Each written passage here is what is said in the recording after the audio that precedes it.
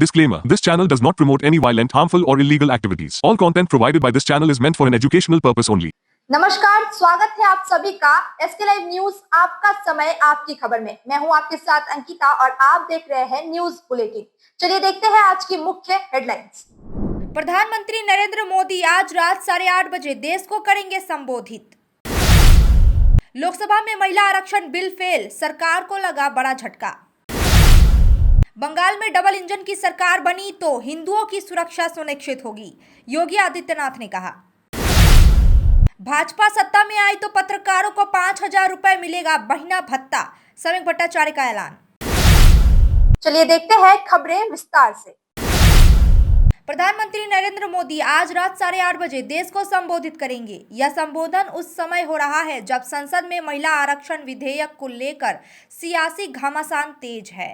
कल विपक्ष द्वारा बिल को रोकने के प्रयास के बाद राजनीतिक माहौल गर्मा गया है। कैबिनेट बैठक में भी पीएम मोदी विपक्ष पर हमलावर नजर आए और उन्होंने महिला आरक्षण का समर्थन न करने को महिलाओं के खिलाफ कदम बताया।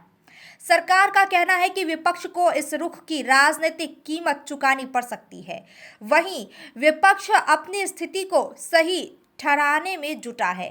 केंद्र का महिला आरक्षण विधेयक फिलहाल पारित नहीं हो सका है, जिससे सरकार को बड़ा झटका लगा है। इस बिल का लक्ष्य 2029 तक महिलाओं को 33% आरक्षण देना है। अब सबकी नजरें प्रधानमंत्री के रात 8:30 बजे के संबोधन पर टिकी है। लोकसभा में सीटों की संख्या बढ़ाने वाला संविधान संशोधन बिल पास नहीं हो सका, जिससे केंद्र सरकार को बड़ा झटका लगा है। करीब 21 घंटे की चर्चा के बाद हुई वोटिंग में बिल को 528 में से 298 वोट मिले, जबकि पास होने के लिए 352 वोट जरूरी थे। इस तरह बिल 54 वोटों से गिर गया। इस प्रस्ताव में लोकसभा सीटों को 543 से बढ़ाकर 850 करने की योजना थी, जो महिला आरक्षण कानून से भी जुड़ा हुआ है। बिल के फेल होने के बाद महिला आरक्षण लागू होने में और देरी की आशंका है। विपक्ष ने डिलिमिटेशन प्रक्रिया पर सवाल उठाए, जबकि सरकार का कहना है कि इससे सभी राज्यों को फायदा होगा। हमारे देश में जब से विमेन रिजर्वेशन को लेकर के चर्चा हुई है और उसके बाद जब जब चुनाव आया है, हर चुनाव में महिलाओं को मिलने वाले इस अधिकार का जिसने विरोध किया है, देश की महिलाओं ने उन्हें माफ नहीं किया है। वो जो लाखों बहनें कभी न कभी पंचायत में काम कर चुकी है, वो आंदोलित है। वो कहती हैं कि झाड़ू कचरा वाले काम में तो हमें जोड़ देते हो, अब हमें निर्णय प्रक्रिया में जोड़ो। और निर्णय प्रक्रियाएं विधानसभा में और पार्लियामेंट में होती है। जो भी राजनीतिक जीवन में सफलतापूर्वक आगे बढ़ना चाहते हैं, उनको ये मान के चलना पड़ेगा कि पिछले 25-30 साल में लाखों बहनें ग्रासरूट लेवल पर लीडर बन चुकी हैं और इसलिए जो आज विरोध करेंगे उसको लंबे समय तक कीमत चुकानी पड़ेगी। आप देश की बहनों पर भरोसा करो ना, उनकी समझदारी पर भरोसा करो। एक बार 33% बहनों को यहाँ आने दो, आकर के उनको निर्णय करने दो, किसको देना है किसको नहीं देना है, इस वर्ग को देना उस वर्ग को देना, करेंगे वो निर्णय। हम उनकी सामर्थ्य पर आशंका क्यों करते हुए एक बार आने तो दो। आज जीवन के हर क्षेत्र में हम देखें कि नारी शक्ति। बंगाल में डबल इंजन की सरकार बनती है तो हिंदुओं की सुरक्षा सुनिश्चित होगी। उत्तर प्रदेश के मुख्यमंत्री योगी आदित्यनाथ ने धूपगुड़ी विधानसभा क्षेत्र में चुनावी जनसभा को संबोधित करते हुए विपक्ष पर तीखा हमला बोला। भाजपा उम्मीदवार नरेश राय के समर्थन में आयोजित इस रैली में योगी आदित्यनाथ ने कहा कि यूपी में बुलडोजर माफियाओं को कुचलता है, वहां बंगाल कानून व्यवस्था मजबूत होने के लिए भी ऐसी ही सरकार की जरूरत है। अपने भाषण में उन्होंने उत्तर बंगाल की सांस्कृतिक विरासत और कई महापुरुषों का उल्लेख किया। साथ ही राज्य की मौजूदा सरकार पर भ्रष्टाचार और कानून व्यवस्था को लेकर गंभीर सवाल उठाए। योगी ने दावा किया कि यूपी में डबल इंजन सरकार के बाद हालात बदले हैं और सुरक्षा व्यवस्था मजबूत हुई है। उन्होंने यह भी कहा कि अगर बंगाल में भी ऐसी सरकार बनती है तो विकास और सुरक्षा दोनों सुनिश्चित होंगे। हाथ भी नहीं है, यूपी में सड़कों पे नमाज नहीं होती है, यूपी में मस्जिदों की आवाज मस्जिद के बाहर नहीं निकलती है, यूपी में गाय नहीं कटती है और हिंदू नहीं बढ़ता है। परिणाम क्या है? वहां नौजवान के हाथ को काम है, अन्नदाता किसान खुशहाल है, बेटी सुरक्षित है और अयोध्या में भव्य राम मंदिर का निर्माण है। और यही तो हमें बंगाल के अंदर भी करना है। बंगाल की धरती को मौलाना और मौलवियों की फतवे। भाजपा सत्ता में आए तो पत्रकारों को 5,000 रुपए महीने भत्ता देगी। पश्चिम बंगाल विधानसभा चुनाव 2026 से पहले भाजपा ने बड़ा ऐलान किया है। राज्य भाजपा अध्यक्ष समीक भट्टाचार्य ने कहा है कि अगर पार्टी सत्ता में आती है तो योग्य पत्रकारों को 5,000 रुपए मासिक भत्ता दिया जाएगा। उन्होंने आरोप लगाया कि मौजूदा सरकार में सुविधाएं सीमित वर्ग तक ही पहुंच रही है और कई पत्रकार आर्थिक कठिनाइयों के काम नहीं कर पा रहे हैं। इस घोषणा को राजनीतिक रंग देते हुए देखा जा रहा है, जिसका मकसद मीडिया समुदाय का समर्थन जुटाना बताया जा रहा है। भ्रष्टाचार में मौजूदा सरकार पर निशाना साधते हुए उन्होंने कहा कि भाजपा पत्रकार के लिए व्यापक सामाजिक सुरक्षा और वित्तीय सहायता सुनिश्चित करेगी। भारत नेपाल बॉर्डर पर नेपाल सरकार के नए फैसले से व्यापार पर बड़ा असर पड़ने की आशंका है। 100 से अधिक कीमत के भारतीय सामान पर कस्टम ड्यूटी अनिवार्य किए जाने के बाद पानी टंकी इलाके में व्यापारी चिंतित है। बॉर्डर पर माइकिंग के जरिए इस फैसले की घोषणा के बाद बाजार में हलचल बढ़ गई है। पानी टंकी का बाजार काफ़ी हद तक नेपाली ग्राहकों पर निर्भर है। ऐसे में काकरभिटा में आने वाले खरीदारों की संख्या घटने की आशंका जताई जा रही है। नेपाल सरकार का कहना है कि यह कदम घरेलू उत्पाद को बढ़ावा देने के लिए उठाया गया है, लेकिन व्यापारियों को डर है कि इससे उनकी बिक्री पर सीधा असर पड़ेगा। समीक भट्टाचार्य का ममता सरकार पर तीखा हमला। भ्रष्टाचार और दलाल राज ने बंगाल को किया बर्बाद, युवा पलायन को मजबूर। पश्चिम बंगाल विधानसभा चुनाव के बीच भाजपा नेता समीक भट्टाचार्य ने ममता बनर्जी पर तीखा हमला बोला है। समीक भट्टाचार्य ने आरोप लगाया है कि 15 वर्षों में तृणमूल शासन के दौरान बंगाल में संवैधानिक मर्यादाओं का हनन हुआ है और लोकतांत्रिक संस्थाओं पर दबाव बढ़ा है। उन्होंने उद्योग के पलायन का मुद्दा उठाते हुए कहा, निवेश अन्य राज्यों की ओर चला गया है, जिससे बंगाल औद्योगिक रूप से पिछड़ गया है। उन्होंने दावा किया कि राज्य में किसानों को उनकी उपज का उचित मूल्य नहीं मिल रहा है। शिक्षा और भर्ती में भ्रष्टाचार का आरोप लगाते हुए उन्होंने कहा कि राज्य में बेरोजगारी बढ़ रही है और युवा बाहर जाने को मजबूर है। कहा कि भाजपा महिलाओं के विकास और सुरक्षा को प्राथमिकता देती है। পশ্চিমবঙ্গের বাইরে আছে, আজকে তারা যদি অসুস্থ হয়, আজকে তারা এই কার্ডের সুবিধা থেকে বঞ্চিত হয়, তাদের মধ্যে ক্ষোভ আছে। এখনো পর্যন্ত ৭৩টা ট্রেনে চেপে প্রবাসী বাঙালিরা, যাদের নাকি বাংলা বলার অপরাধে পিটিয়ে মেরে দেওয়া হচ্ছিল, তারা কলকাতায় আসছেন, মানে নামবেন, হাওড়া স্টেশনে নামবেন, শিয়ালদা স্টেশনে নামবেন। এই যে জিঘাংসা বিজেপির প্রতি, সেইটা মাথায় রেখেই তারা সংগঠিতভাবে তৃণমূল কংগ্রেসকে অনুরাগের ছোঁয়া দিয়ে যাবে এবারের ভোটে। এই নির্বাচনে কার্যত যে সরকার আছে, এটা লিভিং ফসিল। তৃণমূল কংগ্রেস চলে গেছে, তৃণমূল কংগ্রেস চলে যাবে। পৃথিবীর কোন শক্তি চতুর্থবারের জন্য এই সরকারকে ক্ষমতায় নিয়ে আসতে পারবে না। ধন্যবাদ। सिलीगुड़ी विधानसभा सीट से तृणमूल कांग्रेस के उम्मीदवार गौतम देव के समर्थन में अब शिक्षक समुदाय भी खुलकर सामने आ गए हैं। शहर के विभिन्न स्कूलों और विद्यालयों से विश्वविद्यालयों से जुड़े शिक्षक एकजुट होकर सड़क पर उतरे और विकास की मौजूदा गति को जारी रखने की अपील की। टीचर्स एसोसिएशन का कहना है कि सिलीगुड़ी में इंफ्रास्ट्रक्चर, शिक्षा व्यवस्था और नागरिक सेवाओं में जो सुधार हुए हैं, उन्हें आगे बढ़ाने के लिए स्थिर नेतृत्व जरूरी है। शिक्षकों ने गौतम देव का समर्थन करते हुए कहा कि वे शहर के विकास की निरंतरता बनाए रखना चाहते हैं। মহিলারা নেমেছে, ছাত্ররাও করবে, যুবরাও করবে, সবাই আছে রাস্তায়, সবাই চায় শিলিগুড়ির উন্নয়ন, সবাই তার অভিভাবককে চায়।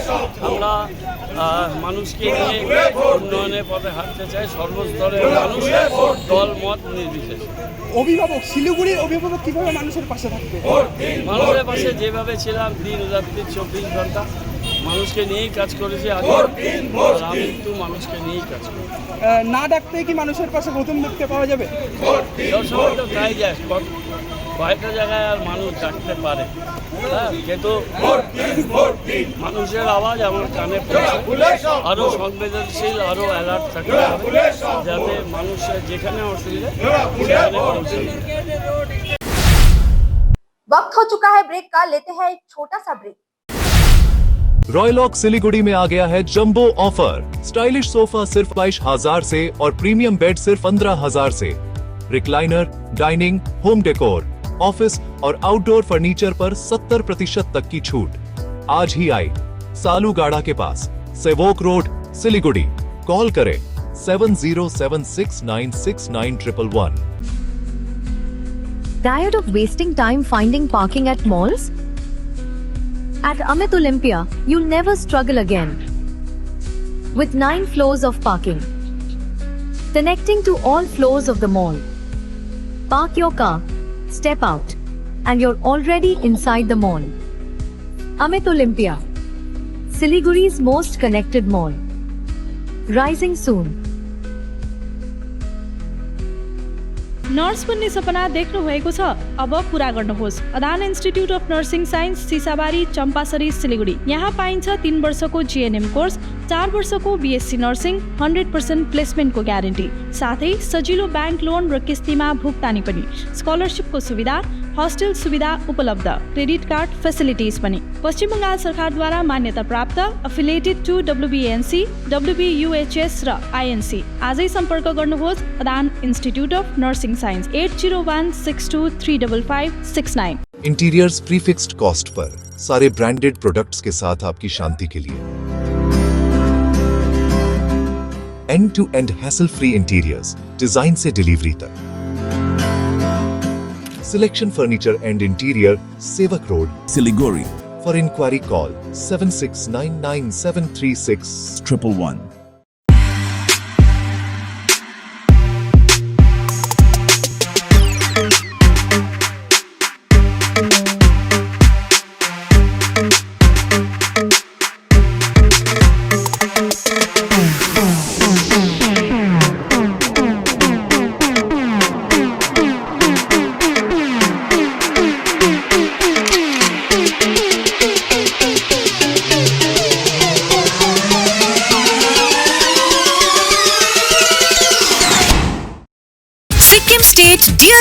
Bumper 2026 lottery. पहिलो पुरस्कार 3 करोड़ गारंटीड। टिकट को दाम 500 रुपया। ड्रॉ 16 मई। पहिलो पुरस्कार केवल बिक्री भएका टिकटबाट। Sikkim state dear Christmas bumper 2025 मा 3 करोड़ विजेता वासवी सौरभ राव। के तपाई हुनुहुन्छ यसपालिको करोडपति?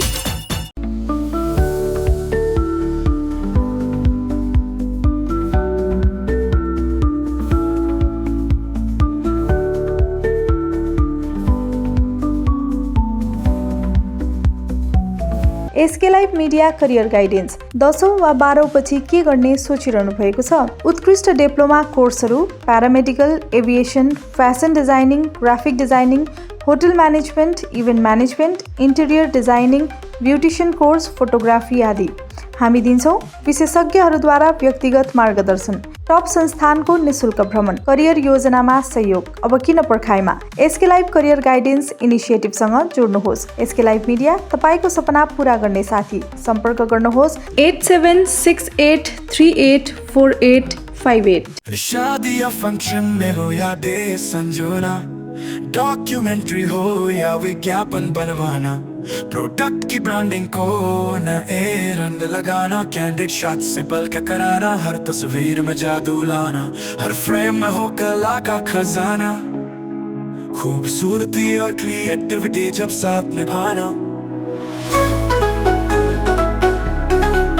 सारांश में फोटोग्राफी या सिनेमाटोग्राफी हो करवाना तो सम्मानी डिजिविजन में ही आना। सम्मानी डिजिविजन हर याद को बनाए खास। कॉन्टैक्ट 9434023813। ब्रेक के बाद खबरें विस्तार से। सिलीगुड़ी में भाजपा ने अपना घोषणा पत्र जारी कर दिया है। भाजपा प्रत्याशी शंकर घोष ने कहा कि घोषणा पत्र में शहर के विकास को प्राथमिकता दी गई है, जिसमें ट्रैफिक जाम का समाधान, पेयजल व्यवस्था में सुधार, ड्रेनेज सिस्टम का आधुनिकीकरण और नागरिक सुविधाओं जैसे पारदर्शी बनाना है। इस मौके पर पार्टी के स्थानीय नेता और पार्षद भी मौजूद रहे। सभी ने दावा किया है कि घोषणा पत्र लागू होने से सिलीगुड़ी के विकास को नई दिशा मिलेगी। इसी कार्यक्रम के दौरान सामाजिक कार्यकर्ता मनोज शर्मा ने भाजपा की सदस्यता ग्रहण की, जिससे चुनावी माहौल और अधिक सक्रिय हो गया। घोषणा पत्र जारी होने और नए शामिल होने से सिलीगुड़ी की राजनीति में हलचल तेज हो गई है।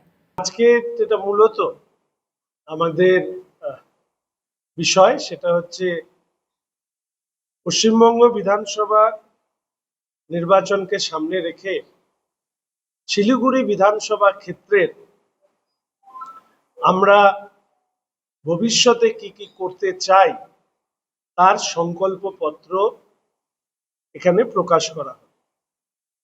ইতিমধ্যেই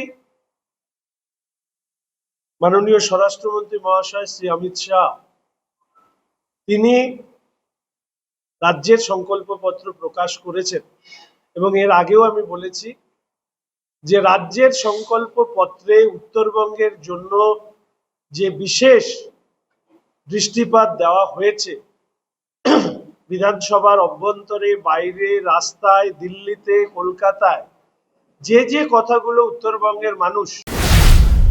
पश्चिम बंगाल विधानसभा चुनाव के मद्देनजर राजनीतिक सरगर्मी तेज हो गई है। इसी क्रम में आज अखिल भारतीय आदिवासी कांग्रेस के अध्यक्ष डॉक्टर विक्रांत भूरिया बागडोगरा हवाई अड्डे पर पहुंचे। वे 27 यानी फांसीदेवा विधानसभा क्षेत्र से कांग्रेस उम्मीदवार नवनीता तिर्की के समर्थन में चुनाव प्रचार करने उत्तर बंगाल के दौरे पर आए। हवाई अड्डे पर पार्टी कार्यकर्ताओं ने उनका भव्य स्वागत किया। पत्रकारों से संक्षिप्त बातचीत में डॉक्टर भूरिया ने कहा कि कांग्रेस हमेशा आदिवासियों के जल, जंगल और जमीन के अधिकारों की रक्षा के लिए प्रतिबद्ध रही है। उन्होंने भरोसा जताया कि फांसीदेवा की जनता इस बार कांग्रेस उम्मीदवार को भारी मतों से विजयी बनाएगी।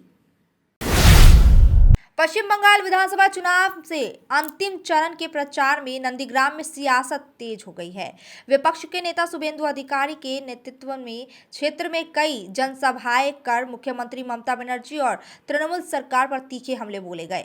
शुभेंदु ने आरोप लगाया कि चुनाव हारने के बाद नंदीग्राम में विकास कार्यों को रोका गया, खासकर पानी की पाइपलाइन जैसी योजनाओं को प्रभावित किया गया। उन्होंने राज्य की स्वास्थ्य व्यवस्थाओं पर भी सवाल उठाए। चुनाव आयोग की 100 मीटर की लक्ष्मण रेखा व्यवस्था को लेकर उन्होंने कहा कि जमीन पर अभी भी डराने धमकाने की स्थिति बनी हुई है इलाके में। इसके साथ ही उन्होंने विपक्षी इंडिया गठबंधन पर भी निशाना साधते हुए इसे महिला विरोधी बताया। বলছেন তো অনেক কিছু করলে ভালো, এখনো তো ধমক চমক চলছে। যে গ্রেপ্তার হলো অনেকেই তো ধমকের জন্য গ্রেপ্তার হয়ে জামিনও পেয়ে গেছে। এদের আটকে রাখতে হবে তো ভোট পর্যন্ত। আজকে শুনছি ওই দত্তাবাদে ধমক দেওয়া নির্মল দত্ত তাকে নাকি পুট আপ দিচ্ছে আজকে। এদের ভোটের আগে পর্যন্ত বের করতে দেওয়া যাবে না। আটকাবেন যদি আটকে রাখুন, ভোটের পরে ছাড়ুন। দৃষ্টান্তমূলক শাস্তি চাই, কাগজপত্রের শাস্তি দিয়ে তো কোনো লাভ নেই। पश्चिम बंगाल में चुनावी माहौल के बीच जलपाईगुड़ी के आधार सेवाओं को लेकर भारी अव्यवस्था देखने को मिली। सुबह मुख्य डाकघर के बाहर आधार टोकन के लिए लोगों की लंबी कतार लग गई। हल्दीबाड़ी, मानिकगंज और सातुकाड़ा जैसे दूर दराज इलाकों से लोग रात के ही लाइन में लगे नजर आए।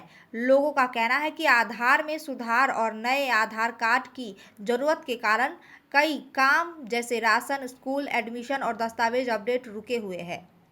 আধারের জন্য টোকন দেওয়া হয় আর তোমার সামনে তো নির্বাচন, এটার ক্ষেত্রে কোনো এফেক্ট হবে মনে হয়? এটার উপর কেন এফেক্ট হবে? যাদের আধার কার্ডে সংশোধন করার জন্য আর নতুন নাম উঠানো তাদের সেটার জন্য লাইন, মানে এটা কি 1 মাস পর পর না 3 মাস পর পর? এটা আমি ঠিক জানি না, আমি এক মাস পর পর বোধহয় ইয়াতে লাইনে দাঁড়িয়ে আছেন। পাচ্ছেন, পাবেন আশা করছেন? কি টোকন তো আশা করি পাবো।